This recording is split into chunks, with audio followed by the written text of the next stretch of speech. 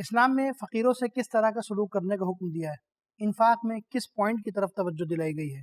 آئیں جانتے ہیں آج کے ایپیسوڈ میں۔ اعوذ باللہ من الشیطان الرجیم، بسم اللہ الرحمن الرحیم۔ ناظرین السلام علیکم، تفسیر نور کے اس پروگرام میں آپ کو خوش آمدید کہتے ہیں۔ ناظرین، ہم 139 آیتوں کی تفسیر کو سن چکے ہیں۔ آج ہم 2 آیتوں کی اور تفسیر کو سنیں گے، 140 اور 141۔ 140 نمبر آیت کی تفسیر کو جاننے کے لیے آئیں اس کی تلاوت اور ترجمے کو سنتے ہیں۔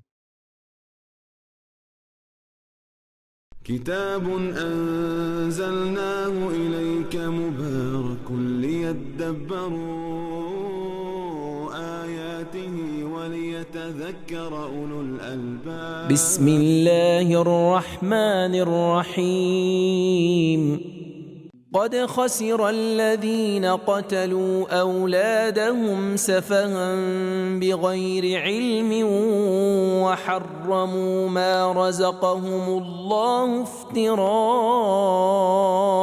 على الله قد ضلوا وما كانوا مهتدين۔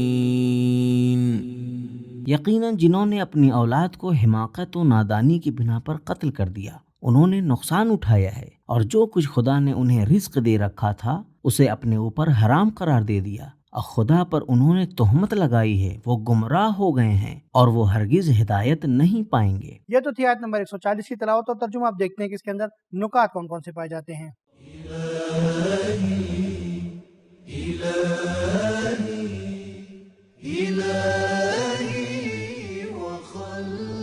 صدر اسلام کے بزرگوں میں سے ابن عباس کہتے ہیں، جو کوئی چاہتا ہے کہ جاہلیت کے زمانے میں بسنے والی اقوام کی جہالت کا اندازہ لگائے، سورہ انعام کی ان آیات کو پڑھے جس میں مشرکین کے خرافات، بے بنیاد عقیدوں کو بیان کیا گیا ہے۔ تفسیر نمونہ۔ عرب کے جاہل بتوں کا تقرب حاصل کرنے کی خاطر یا اپنی عزت و آبرو کی حفاظت کے عنوان سے اپنی بیٹیوں کو بتوں کے چڑھاوے کے طور پر قربان کر دیا کرتے تھے، یا کبھی انہیں زندہ دفن کر دیا کرتے تھے۔ ناظرین، یہ تو تھے اس آیت کے نکات۔ اب دیکھتے ہیں کہ اس کے اندر پیغامات کون کون سے پائے جاتے ہیں۔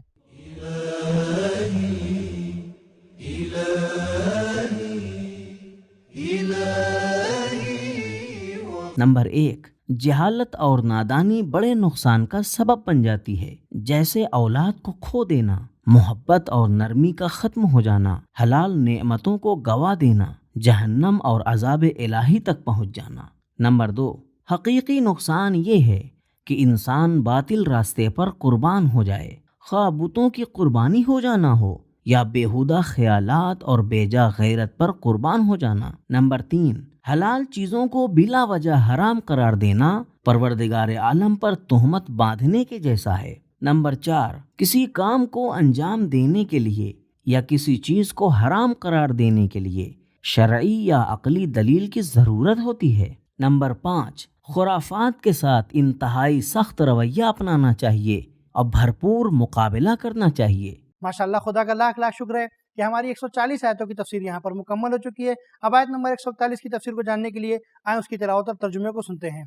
وَهُوَ الَّذِي أَنشَأَ جَنَّاتٍ مَّعْرُوشَاتٍ وَغَيْرَ مَعْرُوشَاتٍ وَالنَّخْلَ وَالزَّرْعَ مُخْتَلِفًا أُكُلُهُ وَالزَّيْتُونَ وَالرُّمَّانَ مُتَشَابِهًا وَغَيْرَ مُتَشَابِهٍ كُلُوا مِن ثَمَرِهِ إِذَا أَثْمَرَ وَآتُوا حَقَّهُ يَوْمَ حَصَادِهِ وَلَا تُسْرِفُوا إِنَّهُ لَا يُحِبُّ الْمُسْرِفِينَ۔ اور خدا وہ ہے جس نے مچان والے باغ اور بنا مچان والے باغ پیدا کیے ہیں، اسی طرح کھجور کے نخلستان اور طرح طرح کی کھیتیاں پیدا کیں جو پھل اور مزے کے لحاظ سے آپس میں مختلف ہیں۔ نیز زیتون اور انار کے درخت پیدا کیے ہیں جو ایک جہت سے آپس میں ایک جیسے ہیں اور دوسری جہت سے مختلف ہیں۔ ان کے میووں کو جب ان میں پھل آ جائیں تو کھاؤ، ان محروموں کا حق پھل توڑتے وقت ہی ادا کرو، اسراف نہ کرو کیونکہ خدا اسراف کرنے والوں کو نہیں چاہتا۔ ناظرین، یہ تو تھی اس آیت کی تلاوت اور ترجمہ۔ آپ دیکھتے ہیں کہ اس کے اندر نقطہ کون سا پایا جاتا ہے۔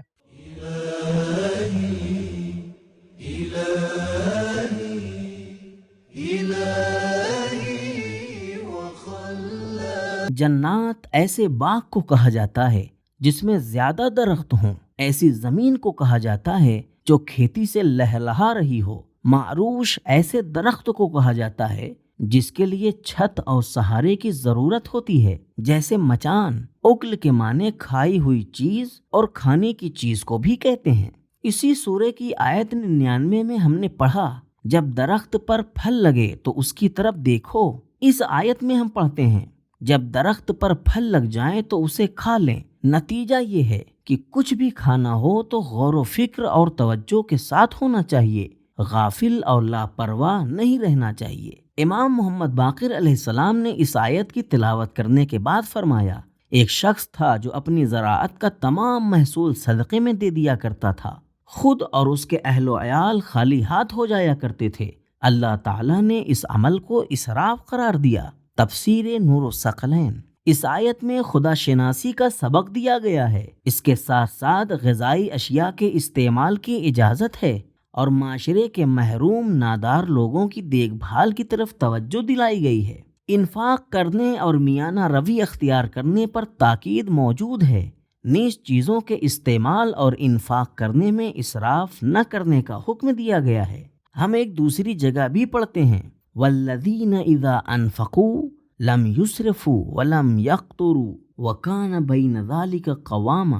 امام جعفر صادق علیہ السلام اس آیت کے ذیل میں فرماتے ہیں، اگر مسلمان نہ ملے تو محصول میں سے محرومین کا حق کسی مشرک فقیر کو بھی دیا جا سکتا ہے۔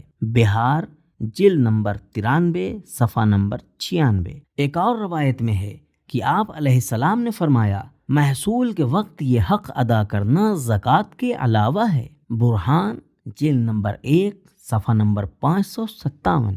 امام جعفر صادق علیہ السلام فرماتے ہیں، فصل سے دانوں کو رات کے ایسے وقت میں الگ نہ کریں جس میں فقیر نہ پہنچ سکیں، بلکہ ایسے وقت میں محصول کو کاٹیں اور الگ کریں جس وقت میں فقراء غربا پہنچ پائیں اور کچھ حاصل کر سکیں۔ کافی جلد نمبر 3 صفحہ نمبر 565۔ سورہ نون والقلم میں آیا ہے کہ اللہ تعالیٰ نے ایسے شخص کے باغ کو جلا دیا جو چاہتا تھا کہ رات کے وقت فقیروں کی نظروں سے بچتے ہوئے پھل کو توڑ کر جمع کر لے اور انہیں کچھ نہ دے۔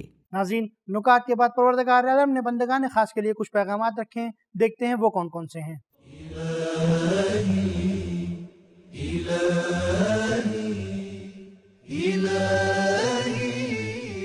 نمبر 1، پھل کا مختلف ہونا اور فصلوں کا کئی طرح کا ہونا، وہ بھی ایک ہی مٹی اور ایک ہی جیسے پانی سے، یہ سب قدرت الہی کی علامتیں ہیں۔ نمبر 2، محصولات میں اللہ تعالیٰ نے اپنا حق قرار دیا ہے۔ روشنی اور ہوا، مٹی اور خاک، انسانی توان، طاقت، فکری اور جسمانی صلاحیتیں، سب کچھ اللہ تعالیٰ کی طرف سے ہے، اس لیے وہ ہر چیز میں سے حق رکھتا ہے۔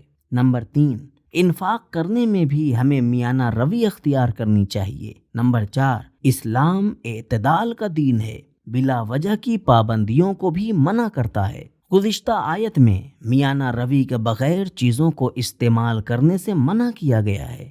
نمبر 5، چیزوں کو استعمال کرنے کی شرط یہ ہے کہ پہلے ان میں سے محروموں کا حق ادا کیا جائے۔ نمبر 6، چیزوں کو استعمال کرنے کی حد یہ ہے کہ اسراف نہ کیا جائے۔ نمبر 7، محصولات کو وصول کرتے وقت محروم افراد کو یاد رکھا جائے۔ نمبر 8، کاشت کے بعد محصول وصول کرتے وقت انفاق کے لیے آمادگی زیادہ ہوتی ہے، لہذا فرصت کو ہاتھ سے نہیں گنوانا چاہیے۔ نمبر 9، کچے پھل نہ کھاؤ۔ نمبر 10، اسراف کرنے والا خدا کا مبغوض ہے، اللہ کے غضب کا شکار ہوتا ہے۔ ناظرین، تو معلوم ہوا کہ اسلام میں فقیروں اور ناداروں کا خیال رکھنے کا حکم دیا گیا ہے اور انفاق میں اسراف کرنے کو بھی منع کیا گیا ہے۔ ناظرین، آج کا یہ ہمارا ایپیسوڈ یہیں پہ ختم ہوتا ہے، انشاءاللہ پھر ملیں گے، تب تک کے لیے شکریہ، خدا حافظ۔ سبیل قرآن، قرآنی سماج کی پہچان۔